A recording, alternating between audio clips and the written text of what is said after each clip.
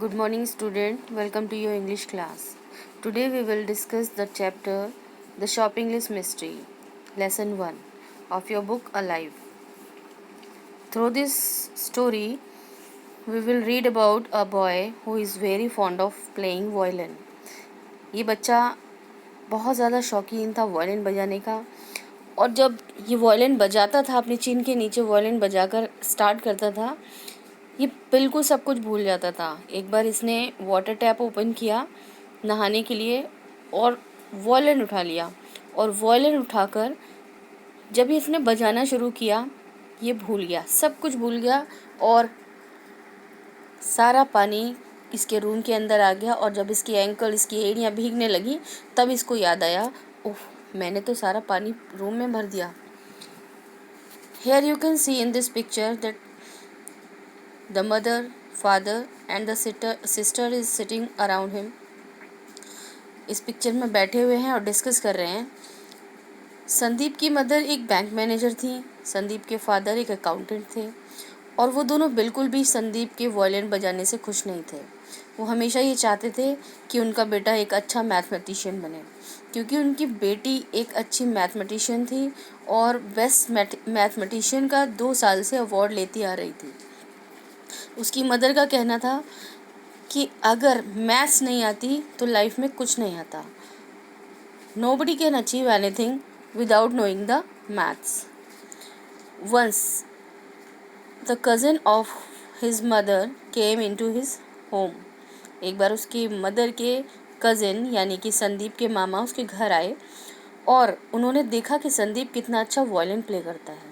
उसकी वायलिन को सुनकर वो बहुत ज़्यादा खुश हुए, और उन्होंने बताया कि वो एक कॉन्फ्रेंस को अटेंड करने के लिए आए हुए हैं जो क्रिमिनोलॉजिस्ट के लिए है। और उन्होंने कहा, संदीप को इनविटेशन दिया कि संदीप, अगर तुम मेरे साथ आओगे तो बहुत अच्छा रहेगा, it will be good and best for you. But hearing the news that the cousin of his mother came to attend the meeting of criminologist, वो बहुत शॉक्ड हो गई।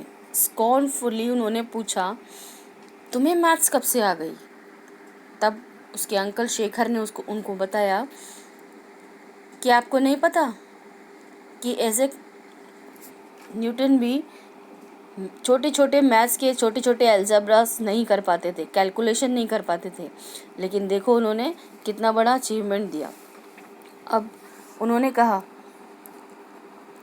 कि ठीक है, मैथ्स पढ़ना अच्छी बात है, लेकिन जो उसके संदीप के अंकल थे, उन्होंने संदीप को कहा कि मैं एक इंटरव्यू के लिए जा रहा हूँ, एक मीटिंग अटेंड करने के बाद एंटोनियो सिचेरियन की मैं इंटरव्यू के लिए जा रहा हूँ, और अगर वो एक बहुत बड़े इटालियन वॉयलिनिस्ट हैं, अगर तुम उनसे मिलोगे you will be very happy to meet him.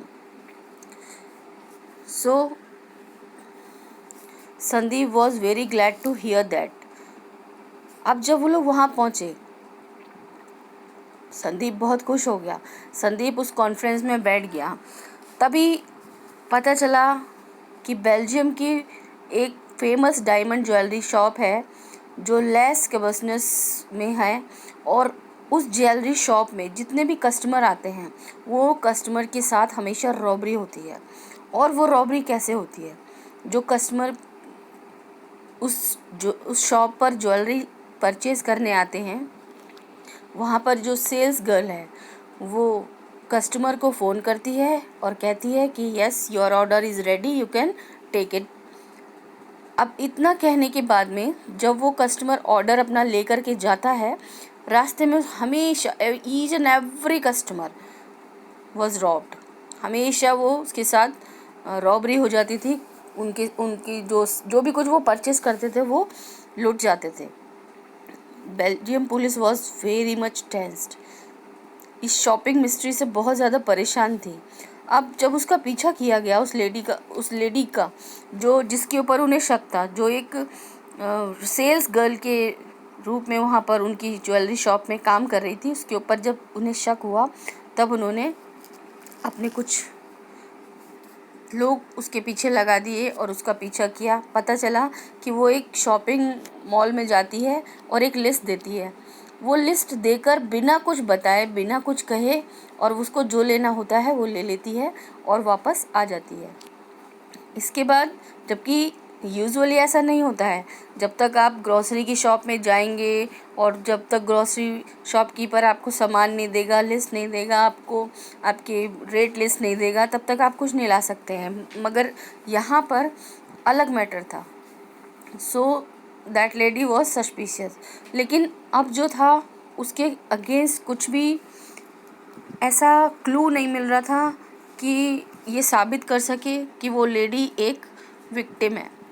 सो उसके लिए अब एक प्लान तैयार किया गया। उस प्लान के अंतर्गत अंकल शेखर पुलिस उस वॉयलिनिस्ट के घर पहुँचे, उस वॉयलिनिस्ट के पास पहुँचे जहाँ पर एक बोर्ड पर कुछ कोड वर्ड्स में म्यूज़िकल नोट्स लिखे थे। अंकल ने कहा, can you play these notes? Sandeep ने कहा, यस आई कैन प्ले।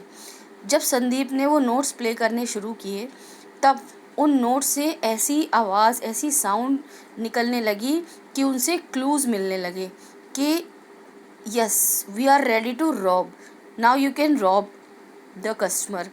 अब इन सब नोट्स को सुनने के बाद में जो पुलिस, बेल्जियम की पुलिस उसके लिए ढूंढ रही थी, वो उन्हें मिल गया। सारे क्लूज़ मिलने के बाद में बेल्जियम की पुलिस ने अब उस लेडी को पकड़ लिया। अब अंकल शेखर बहुत ज़्यादा खुश हुए क्योंकि शेखर को एक बहुत बड़ा अवार्ड मिला इसके लिए।